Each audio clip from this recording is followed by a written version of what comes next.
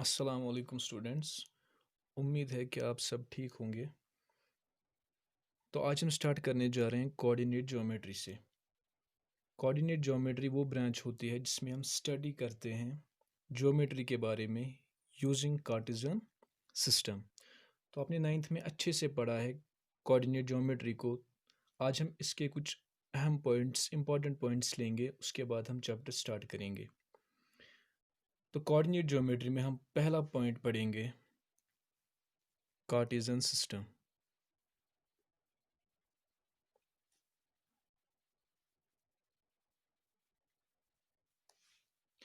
किसी भी प्लेन में अगर कोई पॉइंट होगा तो उसकी पोजीशन को डिस्क्राइब करने के लिए हम एक सिस्टम पढ़ते हैं, सिस्टम के बारे में पढ़ते हैं जिसको हम कहते हैं कार्टेशियन सिस्टम।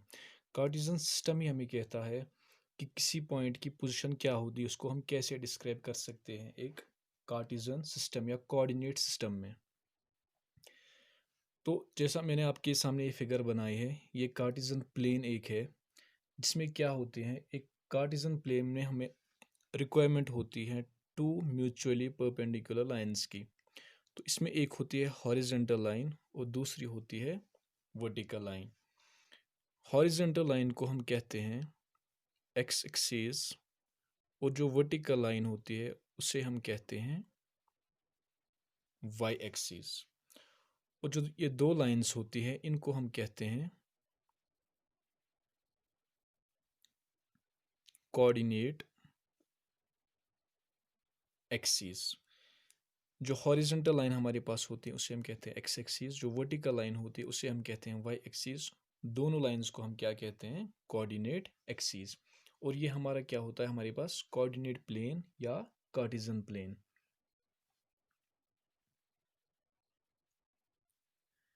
जो ये हमारे पास दो एक्सिस होती हैं, ये प्लेन को डिवाइड करते हैं फोर इक्वल पार्ट्स में जिनको हम क्या कहते हैं, क्वाड्रेंट्स। ये फर्स्ट पार्ट है, इसे हम फर्स्ट क्वाड्रेंट कहते हैं। ये हमारे पास दूसरा पार्ट है, इसे हम सेकंड क्वाड्रेंट कहते हैं। ये हमारे पास है तीसरा क्वाड्रेंट और ये हमारे पास है चौथा क्वाड्रेंट। जो दो एक्सिस होती है ये प्लेन को फोर इक्वल पार्ट्स में डिवाइड करती है जिनको हम क्वाड्रेंट्स कहते हैं।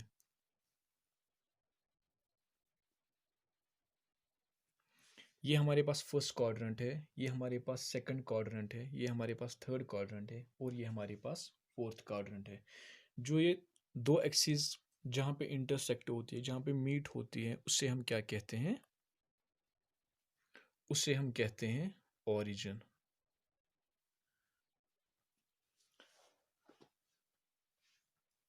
तो जहाँ पे दो लाइंस आपस में इंटरसेक्ट करती हैं उसे हम क्या कहते हैं, उसे हम ओरिजिन कहते हैं। अगर हम कोई भी पॉइंट लेंगे इस कार्टेशियन सिस्टम में, फॉर एग्जांपल ये हमारे पास एक कोऑर्डिनेट प्लेन,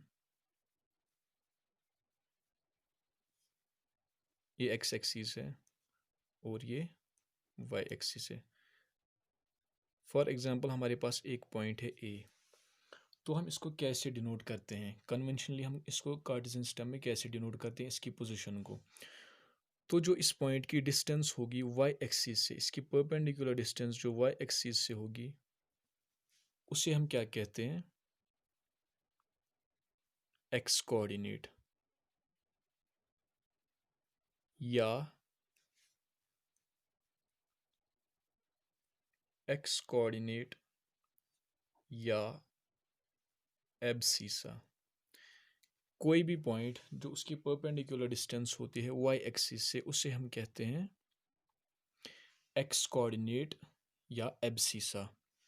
और उसी पॉइंट की जो परपेंडिकुलर डिस्टेंस होती है एक्स एक्सिस से उसे हम कहते हैं वाई कोऑर्डिनेट या ऑर्डिनेट। कोई भी पॉइंट चाहे किसी भी कोऑर्डिनेट में हो, जो उसकी डिस्टेंस होती है वाई एक्सिस से उसे हम एक्स कोऑर्डिनेट कहते हैं या एब्सीसा कहते हैं। और जो उस पॉइंट की चाहे किसी भी कोऑर्डिनेट में हो, जो उसकी परपेंडिकुलर डिस्टेंस होती है एक्स एक्सिस से उसे हम वाई कोऑर्डिनेट या ऑर्डिनेट कहते हैं। तो हमारे पास किसी भी पॉइंट को डिस्क्राइब करने के लिए उसकी पोजीशन को कैसे हम कन्वेंशनली लिखते हैं, तो हम कोई भी पॉइंट हो, पहले जो एक्स कोऑर्डिनेट लिखते हैं, उसके बाद हम वाई कोऑर्डिनेट लिखते हैं, और दोनों पॉइंट्स, सॉरी, जो दोनों कोऑर्डिनेट्स होते हैं उनको हम पैरेंथेसिस में रखते हैं।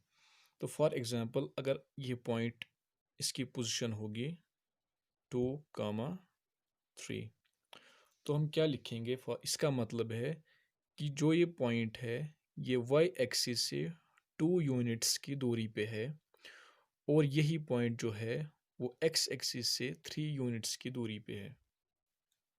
तो ये लेंथ जो है वो 2 यूनिट्स होगी, और जो ये लेंथ है वो 3 यूनिट्स होंगी। तो कन्वेंशनली हम पहले लिखते हैं एक्स कोऑर्डिनेट, यानी उसकी डिस्टेंस कितनी होगी वाई एक्सिस से। तो पहले हम 2 लिखेंगे, उसके बाद उसकी डिस्टेंस कितनी होगी वाई एक्सिस से, तो वो 3 के बराबर है, और इनको हम रखेंगे पैरेंथेसिस में।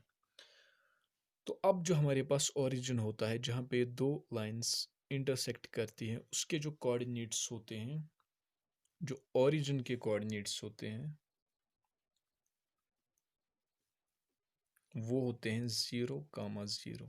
जो ये पॉइंट है, यहाँ पे x की वैल्यू भी 0 है और y की वैल्यू भी। तो जो हमारे पास ओरिजिन होता है, उसके कोऑर्डिनेट्स जो होते हैं वो होते हैं 0, 0। अब अगर कोई भी पॉइंट होगा x एक्सिस पे, कोई पॉइंट होगा x एक्सिस पे, और हमारे पास ये है y एक्सिस, 0, 1, 2, 3, -1, -2, -3। तो जो राइट साइड में x एक्सिस होती है, इसके वैल्यूज होते हैं पॉजिटिव, और जो लेफ्ट साइड में होते हैं इसके वैल्यू होते हैं नेगेटिव। सिमिलरली जो y एक्सिस होते हैं, जो अपवर्ड्स जो हमारे पास वैल्यूज होते हैं वो पॉजिटिव होते हैं, और जो डाउनवर्ड्स वैल्यूज होते हैं वो नेगेटिव्स होते हैं। तो किसी भी पॉइंट को, अगर कोई भी पॉइंट x एक्सिस पे होगा, फॉर एग्जांपल अगर हम यहाँ पे ये पॉइंट लेंगे 3, तो इसको हम कैसे लिखेंगे? तो पहले हम क्या लिखते हैं? x comma y. x हमें पता है इस पॉइंट की डिस्टेंस जो होगी वो y एक्सिस से कितनी दूर होगी। तो अगर हम इस फिगर में देखेंगे तो y एक्सिस से ये पॉइंट कितना दूर है? 1, 2, 3। तो y एक्सिस से ये पॉइंट 3 यूनिट्स की दूरी पे है, तो x के बदले में हम 3 लिखेंगे। फिर उसके बाद होता है y कोऑर्डिनेट।